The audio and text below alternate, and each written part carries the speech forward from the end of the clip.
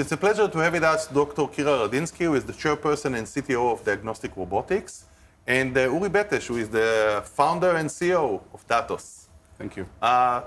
We want to cover with you, as Ran mentioned, that the present is exciting. How innovation is entering the clinics, the hospital, and changing the way that we deliver caregiving at this time. So Kira, let's start with you. You have started an exciting company that changed the clinical triage. Could you share with us a little bit about what the company is doing and how it's becoming more relevant now at the Corona time? So we as a company started to address healthcare loads starting from inside emergency departments. We had access to approximately 76 million visits inside emergency departments and primary care clinics. And we built an AI system that can read all of this information and then try to predict, based on answers to clinical questions, what is the probability of sending a patient to a certain diagnostic test, how urgent they are, and even reaching differential diagnosis. The concept initially was creating workflows to automate the 75% of the time of the doctor, which is not dedicated to the face-to-face meeting. We then realized that 30 to 70% of ED visits could have been handled in primary care. So we took our clinical triage system, this time for primary care, to start help navigating the patient to the correct location. So currently in the Corona time, when many of the patients would not come to the point of care, would you take your system of the clinical triage and make it a telehealth solution? So telehealth is just one way of talking to a doctor. But I think to actually nail this pandemic, you have to automate much more. You really need to realize whether this person needs to see a telehealth, should they be inside a hospital, or even be at home. So we started monitoring all of the population of Israel, large states in India, and even in the state of Rhode Island, all of the population, monitoring them, understanding what is their probability of having COVID based on their clinical triaging, and based on this creating epidemiological maps, explaining how the pandemic is going to look like in a few weeks from now. We then took the second step. How can we navigate them? We had access to billions of historical visits, and we predicted out of all of these patients who, if they have COVID, will deteriorate and needs to go to the hospital, and which can stay even at home. All of this helped navigate a lot of the care management protocols. Uri, so that takes us actually to Datos and your exciting solution for the COVID-19 time, when many of us had to take the decision, if found to have COVID-19, whether we would go to the hospital or stay at home.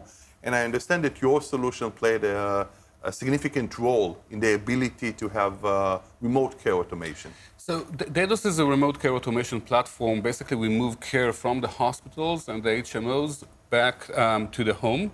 And when the pandemic started, we worked with Clalit Health Services and the Ministry of Health here in Israel, and we put together a protocol for home hospitalization, home monitoring, to basically achieve two things. One is to protect the hospitals from the positive COVID-19 patients, and the other one is to provide care remotely to a large scale of population.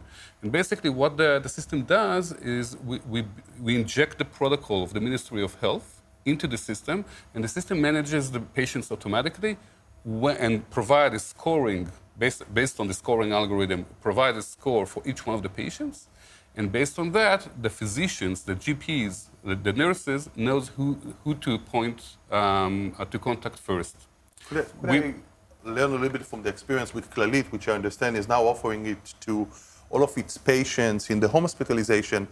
What lessons did you learn from this experience with Clalit at the COVID-19 time? You know, it's very interesting because before the COVID-19, it was what we did. We provided a patient journey that basically we opt in. You had the ability to opt into that journey or to go back to the traditional care. Here in the COVID-19, there is no option, and I need to cope with Orthodox Jews. I need to cope with people that don't have smartphones or people elderly that don't know how to operate a mobile app or to go through a registration process. So we basically opened the platform, including text messages, emails, IVR, interactive voice response, in addition to the Datos app and all other things that we already do, like videos, integration to devices, data cleansing, and so forth. Kira, I know that you as well in Israel now both did with Clalita project and with other care providers. What experience that you have with the doctors or the physicians in how they handle the data or handle the recommendations brought by the clinical triage or the automated software that you installed? So our system was mainly predicting where COVID is going to spread.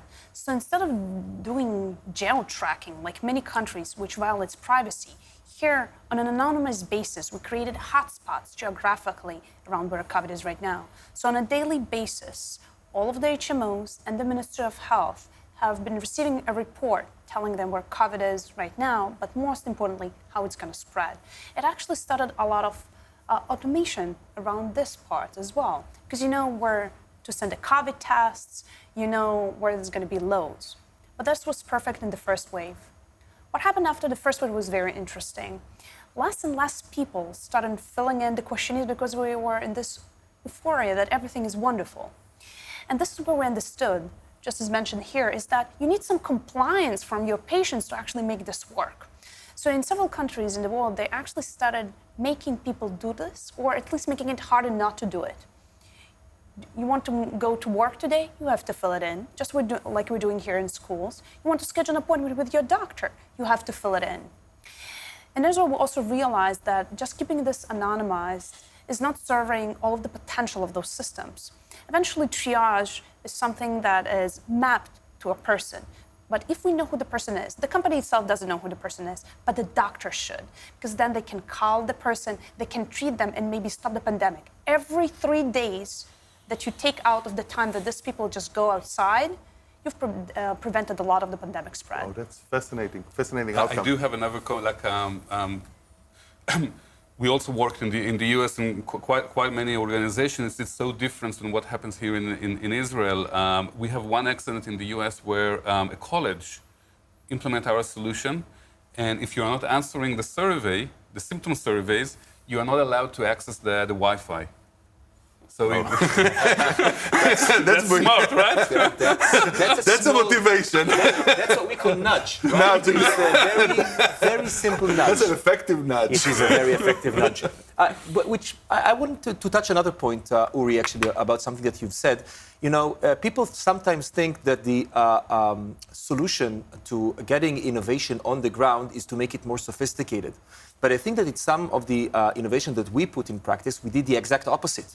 So when we saw that patients do not find it trivial enough to get their, for instance, pulse oximeters connected with their devices, what was done was something very simple, right? We told them instead of doing a complex thing, just put in the numbers into the software in the most simple way, and this frugal innovation made it work. Is that correct? Absolutely, and I think that it's all from a perspective. When you design a solution, we have to design it from the perspective of the users. And if for me to do pairing is very easy, but not for all the people in the society. But also when we think about scalability, right?